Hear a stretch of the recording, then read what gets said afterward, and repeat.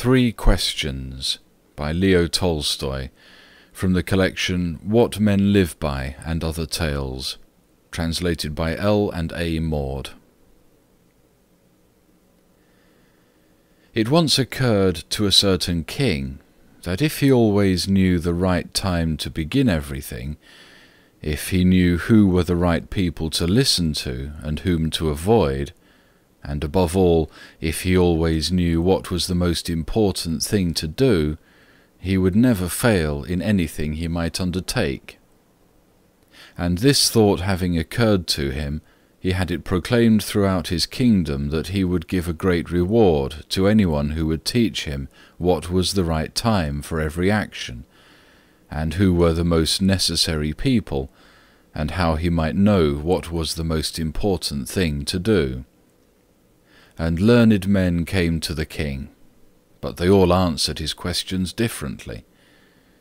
In reply to the first question, some said that to know the right time for every action, one must draw up in advance a table of days, months, and years, and must live strictly according to it. Only thus, said they, could everything be done at its proper time.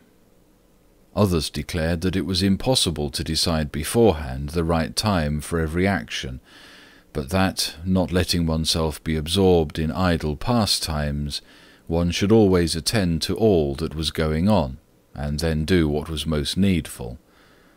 Others again said that, however attentive the king might be to what was going on, it was impossible for one man to decide correctly the right time for every action, but that he should have a council of wise men, who would help him to fix the proper time for everything.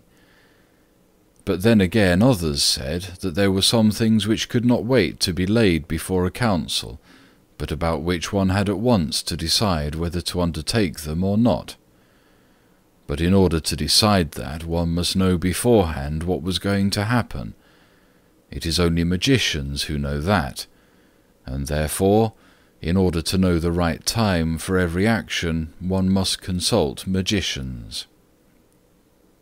Equally various were the answers to the second question. Some said the people the king most needed were his counsellors, others the priests, others the doctors, while some said the warriors were the most necessary. To the third question, as to what was the most important occupation, some replied that the most important thing in the world was science. Others said it was skill in warfare, and others again that it was religious worship.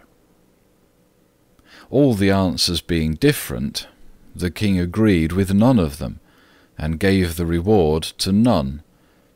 But still wishing to find the right answers to his questions, he decided to consult a hermit, widely renowned for his wisdom. The hermit lived in a wood which he never quitted, and he received none but common folk. So the king put on simple clothes, and before reaching the hermit's cell, dismounted from his horse, and leaving his bodyguard behind, went on alone. When the king approached, the hermit was digging the ground in front of his hut. Seeing the king, he greeted him, and went on digging. The hermit was frail and weak, and each time he stuck his spade into the ground and turned a little earth, he breathed heavily. The king went up to him and said, "I have come to you, wise hermit, to ask you to answer 3 questions. How can I learn to do the right thing at the right time? Who are the people I most need, and to whom should I therefore pay more attention than to the rest? And what affairs are the most important and need my first attention?" The hermit listened to the king, but answered nothing. He just spat on his hands and recommenced digging. "You're tired," said the king. "Let me take the spade and work a while for you." "Thanks," said the hermit, and giving the spade to the king, he sat down on the ground. When he had dug 2 beds, the king stopped and repeated his questions. The hermit again gave no answer, but rose, stretched out his hand for the spade, and said, Now rest a while, and let me work for a bit." But the king did not give him the spade, and continued to dig. 1 hour passed, and another. The sun began to sink behind the trees, and the king at last stuck the spade into the ground and said, "I came to you, wise man, for an answer to my questions. If you can give me none, tell me so, and I will return home." "Here comes someone running," said the hermit. "Let us see who it is." The king turned round and saw a bearded man come running out of the wood. The man held his hands pressed against his stomach, and blood was flowing from under them. When he reached the king, he fell fainting on the ground, moaning feebly. The king and the hermit unfastened the man's clothing. There was a large wound in his stomach. The king washed it as best as he could, and bandaged it with his handkerchief and with a towel the hermit had. But the blood would not stop flowing, and the king again and again removed the bandage soaked with warm blood, and washed and rebandaged the wound. When at last the blood ceased flowing, the man revived and asked for something to drink. The king brought fresh water and gave it to him. Meanwhile the sun had set, and it had become cool. So the king, with the hermit's help, carried the wounded man into the hut and laid him on the bed. Lying on the bed, the man closed his eyes and was quiet. But the king was so tired with his walk and with the work that he'd done, that he crouched down on the threshold and also fell asleep, so soundly that he slept all through the short summer night.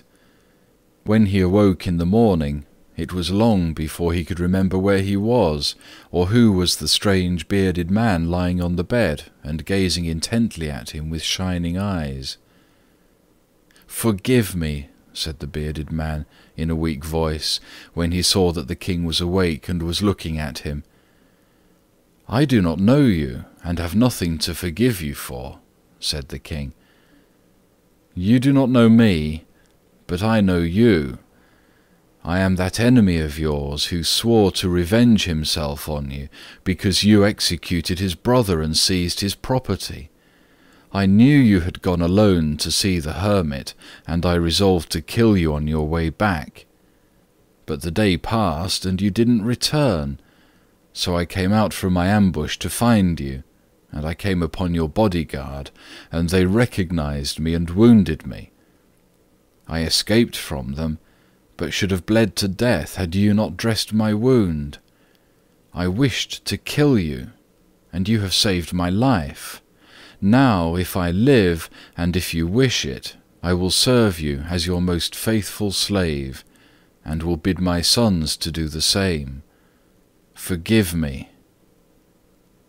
The king was very glad to have made peace with his enemy so easily, and to have gained him for a friend, and he not only forgave him, but said he would send his servants and his own physician to attend him, and promised to restore his property. Having taken leave of the wounded man, the king went out into the porch and looked round for the hermit. Before going away, he wished once more to beg an answer to the questions he'd put.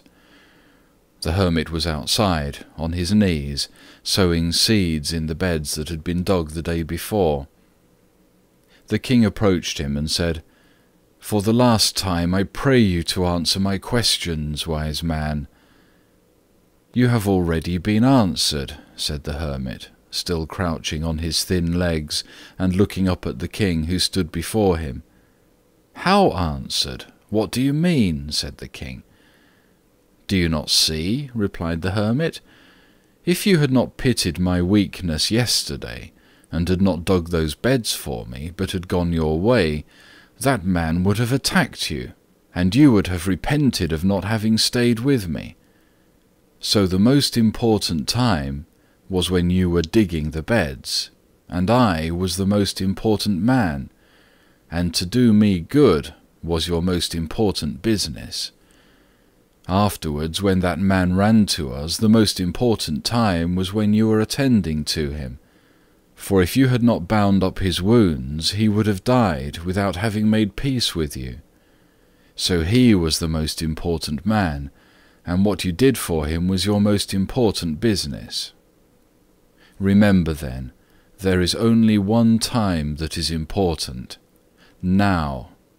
It is the most important time because it is the only time when we have any power.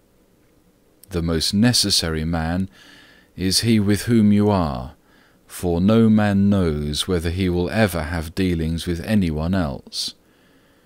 And the most important affair is to do him good, because for that purpose alone was man sent into this life. End of 3 Questions by Leo Tolstoy.